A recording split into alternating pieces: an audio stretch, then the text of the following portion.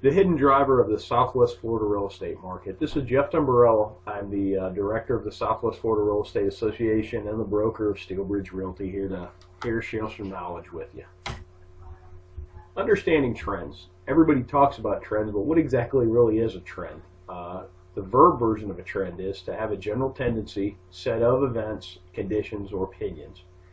The noun definition: the general or prevailing tendency or course of events. Everything that I can find is always cyclical, and it's either by design or this is just how the experiment works better. But I mean, hurricane season, economic cycles, housing cycles, demographics particularly is very cyclical based upon the events that drive them. So you really need to understand the trends to understand what a market's doing and potentially where it could go.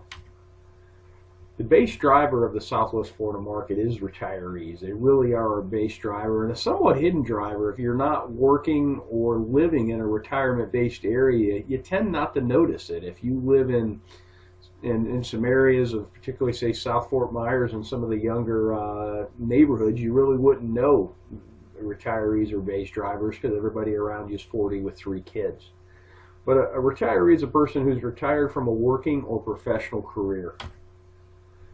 In-migrating retirees, spending initiates growth. When they come here, their first 2 years is very, very fruitful for our economy. They generally get some housing.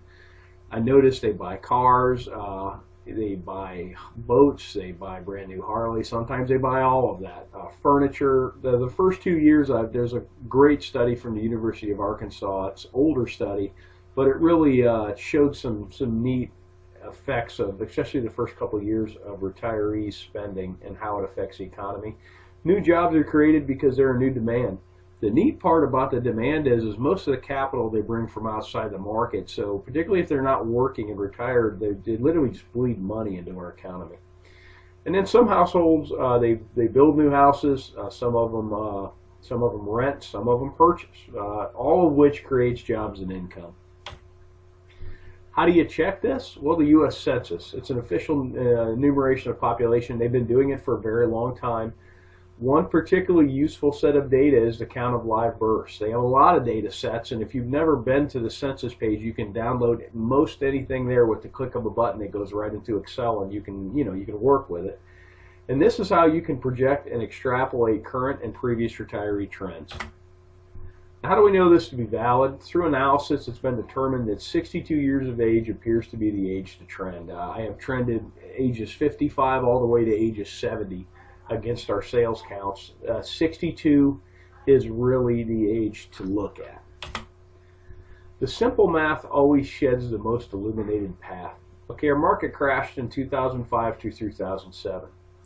If you go back 62 years, that's 43 through 45, World War II caused a large drop in the U.S. birth rate. Lo and behold, 62 years later, all the retirement centers in this country crashed first. When the bubble blew, it was Florida, Arizona, and Nevada, Las Vegas that blew first, and those were heavy retiree pockets, and that's what popped the bubble. Take a look at the last cycle. Here's our sales counts, and here's the live births. Charted against one another. Now bear in mind, when the market blew up, everybody pulled back, but what's neat is when the market started to tick up again, it perfectly coincides with the retirees.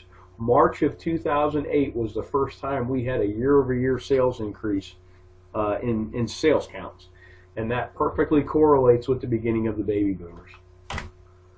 Notes on the last cycle. You really have to understand the last cycle initially formed out of growth from retirees and then turned into a full-blown leverage-induced mania from 2004 to 2006.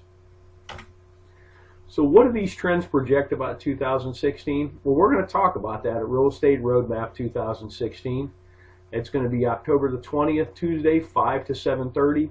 Make sure you get there at 5. We're doing a really neat speed networking where you're going to get the opportunity to meet everybody in that room, because I know about you guys, but when I go to a networking event, I generally talk to 3 or 4 people, mainly because it takes me 20 minutes to say hi, but you'll leave these events and you wish you could have met more people and made more contacts. And speed networking, this should be a great vehicle to do that.